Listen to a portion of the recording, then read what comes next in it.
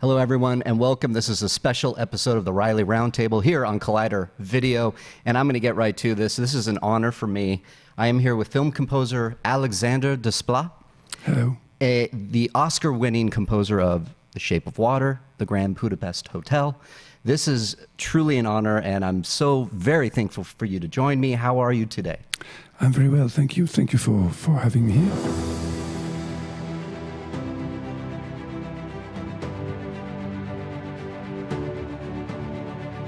We're going to go right into it because I know I have you for a little bit of time. We're talking about Isle of Dogs, which is one of my favorite movies of the year. But I want to start with your collaborations with Wes Anderson. This is your, I believe, fourth collaboration. Yes, How did you, who's one of my favorite filmmakers of all time, you started on Fantastic Mr. Fox. How did you get involved with Wes Anderson? Through a friend of ours, Stephen Gagan. I just met him one evening, and I think at Stephen's wedding, actually, in New York, and Wes mentioned that he had a project, maybe, you know, and he would be in Paris editing if I would be interested, and that's where he started. And I knew his work from his previous movies, but he had never done animation at the time. Right. Was that a different kind of project for you because you knew Wes Anderson from obviously live action and his movies? Is there a particular challenge doing a score for animation, say live action? I know you moved on and did Moonrise Kingdom and Grand Budapest, but is there something different in the way you compose film? Well, especially with the, I think the puppets, you know, with the stop motion, it's very special. It's different from animation, you know, processed animation. Right. I think when there's these little puppets, you feel something very close to your childhood, even more, because they're real kind of objects, like the one you had in your bedroom as a child. Absolutely. So it really throws you back to your small bedroom. And the nice thing about it is that you can, of course, the world of sound is completely open because it's not reality. Mm-hmm. And I remember in Mr. Fox, at first there was this idea of doing a classical animation score with a big orchestra, and because of this dimension of these little puppets, I thought maybe it's too big. Maybe we should keep this childhood feeling, this intimacy, and bring the orchestra to its essence, to something very, very, very small. And actually, we just use one instrument of each section of an orchestra, like a minuscule orchestra. And I think it was, and I think it was much more in phase with what was on screen. Yeah. Oh God, I love hearing. I'm the scores and soundtracks guy here. Movie scores, I grew up with them. I listen to them instead of pop music, anything. I put on film scores. A lot of yours. So hearing that is making me geek out in a way that I didn't think I would, but here I am. But that makes me think of Isle of Dogs, because Isle of Dogs was such a different sounding score for you. I know it's very based in Japanese culture. I noticed not a lot of like violin. I didn't hear strings, definitely drums. You know, how did you get into that? Did you study kind of Japanese culture? Did you go into it that way? Because it is you're talking about Fantastic Mr. Fox. This is completely different, in my opinion. Well, if you look at the story, it's like a young knight trying to go into a quest. You know, he's looking for someone, for his dog. But it's like a medieval tale. Mm-hmm. And there's several ways of doing that. We could have gone to the, again, classical symphonic, emotional, very thematic, maybe over sentimental that I can hear in many animation movies. Or go the other way and think, well, the story is very emotional already. It's this boy who has lost his parents, and he's isolated on a trash island. Mm-hmm. He needs to go through crazy adventures. Maybe the audience can feel the emotions without us pushing them. So Now to come back to the Japanese influence, I've always been very near to the Japanese culture for various reasons since I'm a child, and so I knew that instrumentation. I would also avoid any shakuhachi or shamisen, biwa, all too many obvious instruments.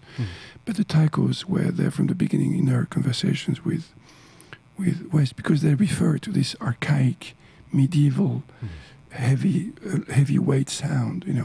This beating sound that you hear everywhere in the villages in Japan since the older ages. So that's the core of the score. Now, how do you bring an element of your Occidental culture into this? How do you bring this offside, imaginative world that Wes brings in all of his films without being just Japanese? And the idea was that if I bring in instruments which have nothing to do with the Japanese music, it will be very, very interesting as an opposition. So there's 4 saxophones, 4 recorders, and 3 French horns, and a double bass. Sometimes we double these sections, but and so it's even though the drums are very organized and doing this very repetitive, obsessive march, the rest is bouncing around almost like a jazzy score. Because don't forget, there's a spy story in the film. Yes, it is. Yeah, I almost noticed like the use of the drums kind of is in place of a recognizable theme, like a musical theme. Exactly. So as you're going through the movie, it's the drums that I hear. It's the drum. Yes, it's the drums taking you by the arm. Yes. And taking you through the story and into all the adventures. Yeah, and that's what made it so powerful to me, because I was introduced to your music late, but Deathly Hallows Part 1, Harry Potter, started following your career. The differences in the themes you do, the different music that you make, the different themes that I love and have fallen in love with. This one, though, just hit me over the head. And it was just brilliant. And so I love hearing that.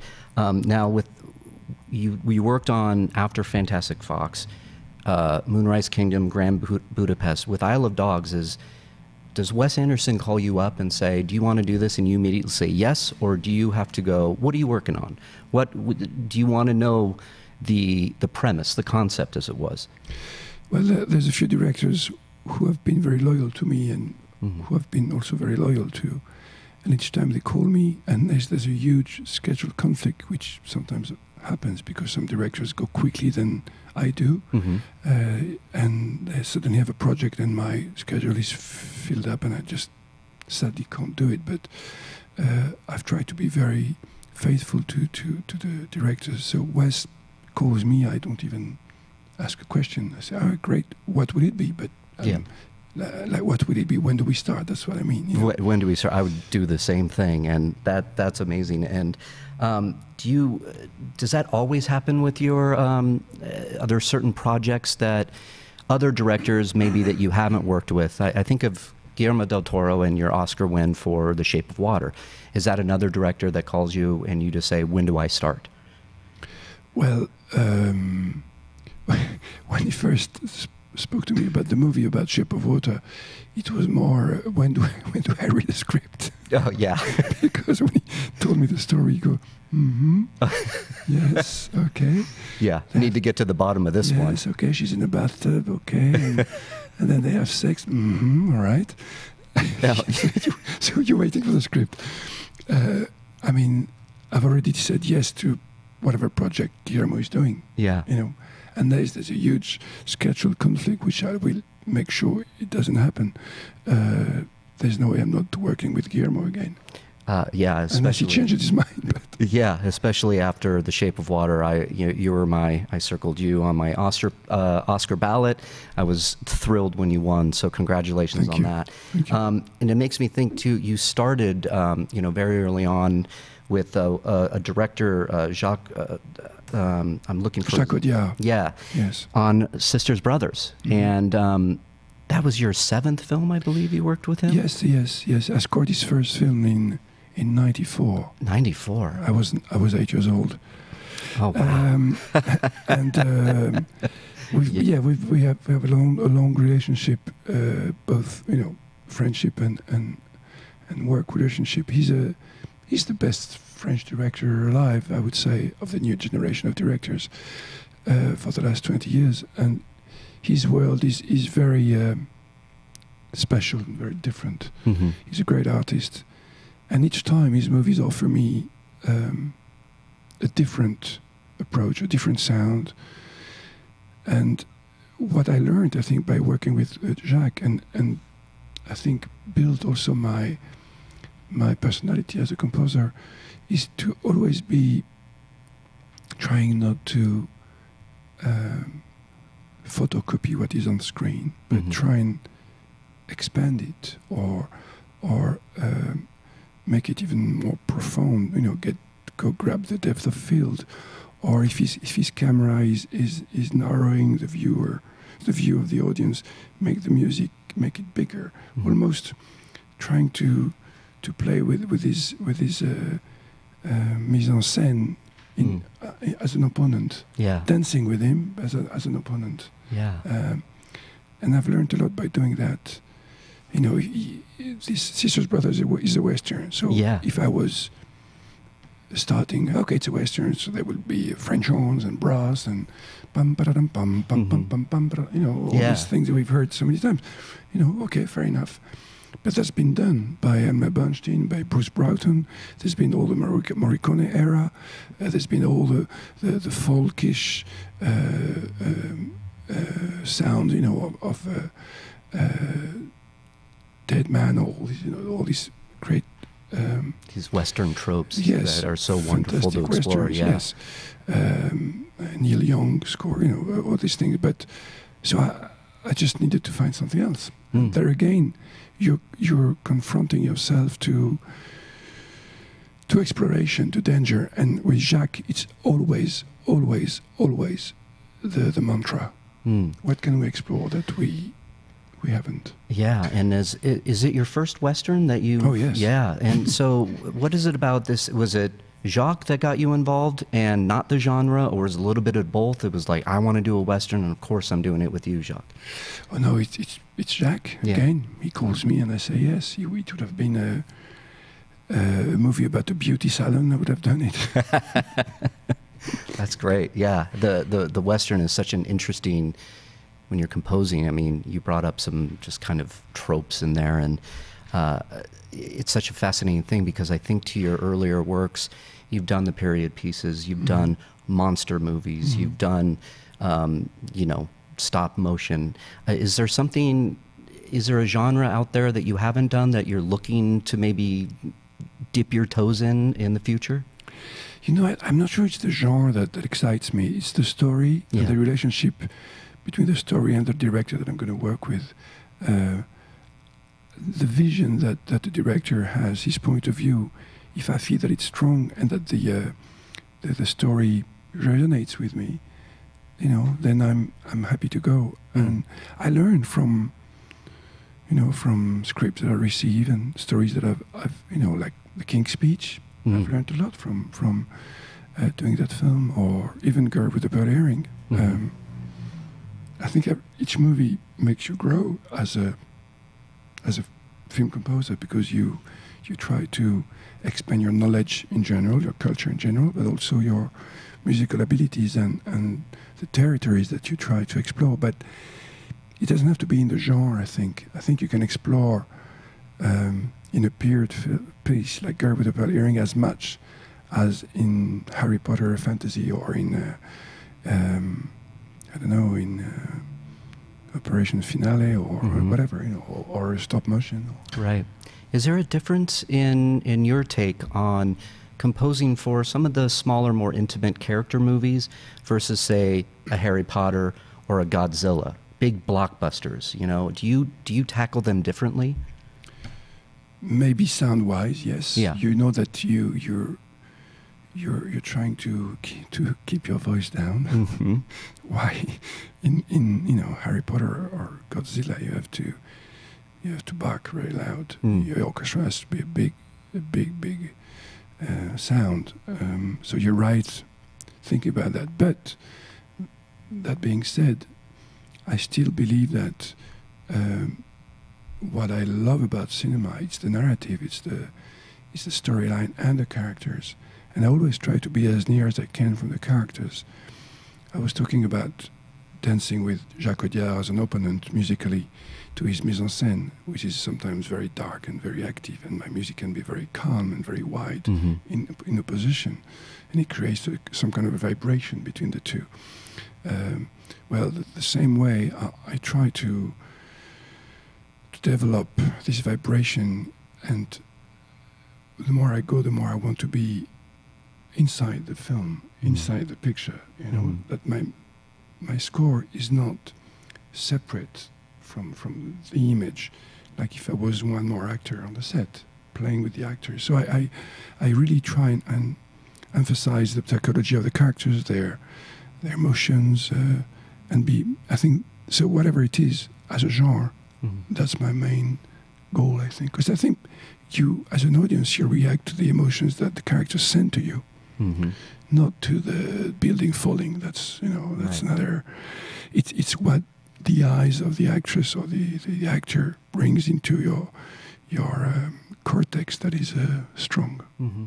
Now, it's very interesting to hear you talk about the process of it. I mean, there are themes in your work that I notice I'm a film lover, sure, but I love scores. So when a score hits me and I'm putting it on, I buy the album, I'm listening over and over again, I might be an outlier.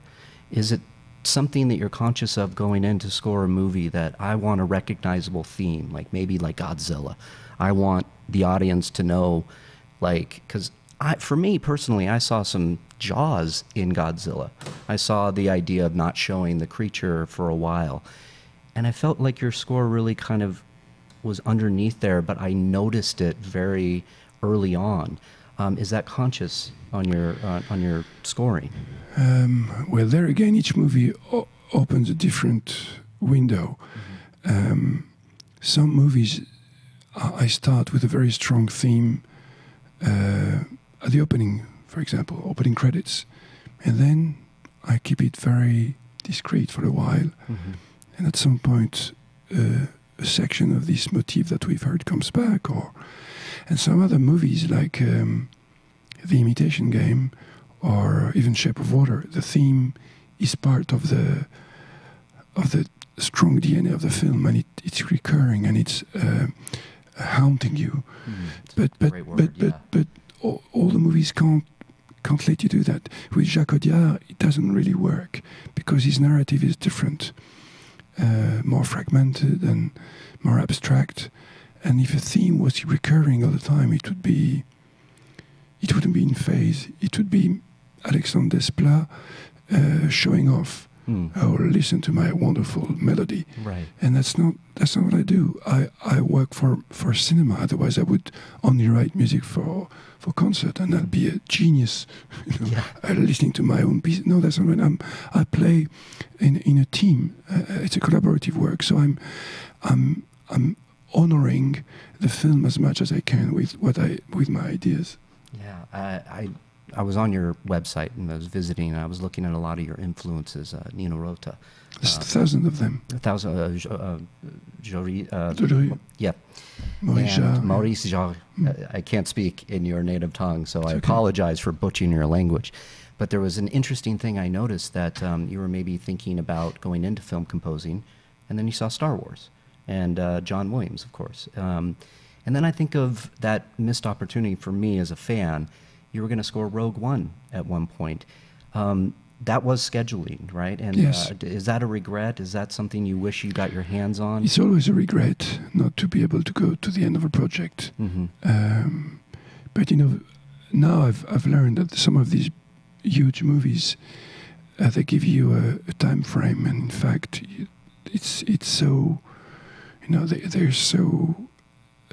They put everything, everybody and everyone in danger in the studio. It's got to be a hit. Yeah. They cost a lot of money, and so they take the time they need. And that was maybe naive to think that on time I'd be able to score it and then move on to Luc Besson's movie, which I was wanting to work with for many, many years. So I just had to vanish. Yeah. That's okay. Do you hope in the future you could do another Star Wars movie, maybe a Marvel movie or a DC, some of these big blockbusters that are just taking over our pop culture? That would be interesting, because I've never done that, aside from Harry Potter, which is something a bit different. Mm-hmm. I've never had the moment so far, mm-hmm. The opportunity, but maybe it will come, because it's maybe the music I write doesn't make people think that I would do that. Mm. And actually, maybe that's what excites me. I Yeah. can put myself in danger, Yeah. and go somewhere big which I did on Godzilla, of course, and Potter a little bit, Sure. somehow, but in another direction which I've never done, and maybe it will be a real challenge for me. Well, as a fan of yours and knowing your music the way I do, I could see you fitting into a Marvel, a DC, and especially Star Wars, which a fan on YouTube actually took some of your music and cut it into the Rogue One trailer. Oh, yes? Yeah, they wanted to know what your sound would be like with Rogue One, and I thought it was Did it epic. work? It worked for me. I was a fan of it, very much so. So I want to appreciate. I really appreciate you coming in. I know you got to head out. For Isle of Dogs, is this a score you're really proud of? We're heading into awards season. Is that something you think about at all? About, you've won now 2 Oscars. Is this something you're looking at, you're very proud of? Is that a hope, or is it you don't care? You just want to do your thing? Well, it's a great honor. It's a great joy to receive an Oscar. I mean, it's a dream for somebody who works in the industry, who's worshipped cinema since I was a child, and being French and being invited at this, receiving these honors after the masters that you mentioned, like John Williams, but also the French, Maurice Jarre, Delerue, or Michel Legrand, or Gabriel Yared. It was a great joy for me, and receiving this second Oscar was incredible. I was, if you look at my face, I did. that night of the Oscar, I'm 10 years old, and the Golden Globe just before, and the BAFTA, and it was incredible last year. So you always hope that it happens again. Sure. It's not the last time, but it's not it's not my motto. What brings me into composing is the films I'm excited about. If they hit the awards, it's fantastic. I'm happy for the movie, happy for me. If they don't, it's okay. I've tried to do my best job, and I could win every year, but I can't. Yeah, right. Well, I want to thank you very much for coming in, Alexandre Desplat. I am a huge fan. I hope everybody enjoyed this little section for the Reilly Roundtable. Good luck with Isle of Dogs. Good luck with everything else. Do you have one project that you're working on next that you can tell everybody about? Or? Well, I just finished a little opera, chamber opera, in Europe. That's being performed soon, and I'm starting The Secret Life of Pets too. Part 2. Yeah. All right. Well, another animation with these great friends at Illumination, Chris Renaud and Chris Renaud-Dundry. Fantastic team. Oh, well, that's great. Well, The Isle of Dogs is out now. You can check it out. Check out his amazing, unique score. This is what we were here for to talk about. Again, Alexandre, thank you very much for taking the time to sit with me. I appreciate it. Thank you. We'll see you next time on the Reilly Roundtable, guys. Bye-bye.